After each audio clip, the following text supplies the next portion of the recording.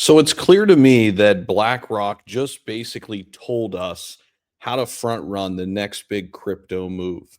Yes, it has to do with Bitcoin.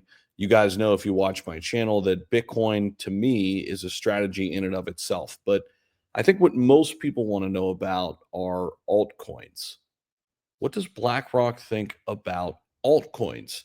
And where could the institutional money that is currently pouring into Bitcoin like crazy be heading next? That's the real big question. We're trying to front run the next big wave. And it's not to say Bitcoin's going anywhere. In fact, just today at the Bitcoin conference in Las Vegas, a representative of BlackRock said he sees Bitcoin and the firm sees Bitcoin going much, much higher. This is why I continue to dollar cost average into Bitcoin. I don't try to trade Bitcoin, but I do try to trade altcoins in order to acquire more Bitcoin and to take profits for other things that I want to do in life. So let's get into it, guys. Go ahead and hit the like button, subscribe down below. I want to highlight some of the things that I have been tracking, some of the things that I've been seeing. I've taken some notes, and I'm just going to talk at you for a few minutes here. But here's what we have to understand. BlackRock is the world's largest asset manager, and it's not even close. They have significantly deepened their involvement, specifically Larry Fink, within the crypto space as of 2024 with their ETFs, Bitcoin and Ethereum. But they look at Bitcoin now as a strategic asset class. And the firm has observed substantial inflows into its iShares Bitcoin Trust. Not so much for Ethereum yet, but when the floodgates open, when regulation is brought to us, because really the only clear-cut thing we know right now has to do with Bitcoin and XRP. Outside of those two assets, it's kind of the wild, wild west still. But Larry Fink has indicated a few things. He's indicated that if institutional investors allocate even a small percentage, 2 to 5% of their portfolios to Bitcoin, its value could rise significantly. And I think this is going to happen. It underscores BlackRock's belief in Bitcoin's potential as a long-term investment when you really think about it. But the real big play for me next up are going to be US-based companies building in certain sectors, one of which is tokenization. And BlackRock is championing the tokenization of traditional assets. We're talking about stocks, bonds, treasuries, equities. This will only enhance market efficiency and accessibility across the board.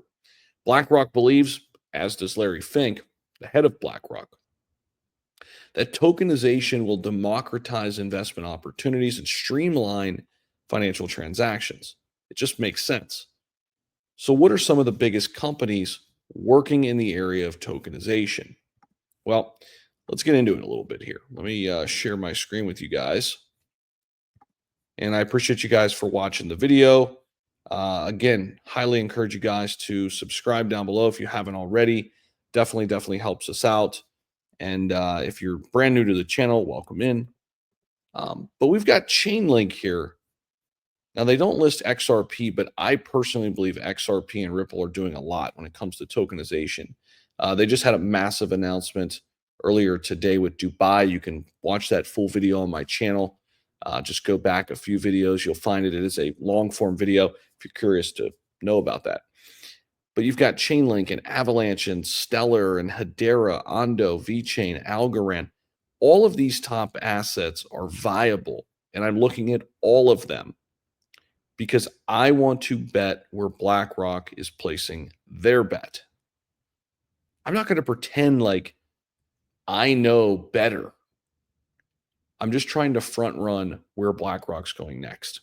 Now, here's what we do know. They're partnering with Ondo Finance, which is sitting here at 94 cents, about a $3 billion market cap. Not financial advice. Do your own homework because I'm heavily invested in Ondo. I own Hedera HBAR, XLM, Avalanche, Chainlink, VeChain, Algorand. I own all of these. Injective. I own Quant. I own XDC. And further down this list, I really like Plume. And then there's one that just launched today that's potentially partnering with Plume. It's called Yieldstone, only sitting at a $21 million market cap. These are hourly candles. So Yieldstone is another one I'm invested in. Essentially, is what I'm telling you guys right now is I am going in with my altcoin plays heavily into the RWA space, knowing that they're not all going to be knock it out of the park home runs. But if this narrative holds up, and I believe it will, because this is where I think TradFi meets DeFi, that we're going to find some winners in this list that we just kind of went over, right? And there's a lot more to like here too. There's a lot more, but you can't own everything. So to me, BlackRock and Larry Fink have been telling us how to front run the next big crypto move. Let me know your guys' thoughts down below in the comment section. Do you agree? Disagree? Love to get your thoughts, maybe your favorite RWA crypto in the comment section.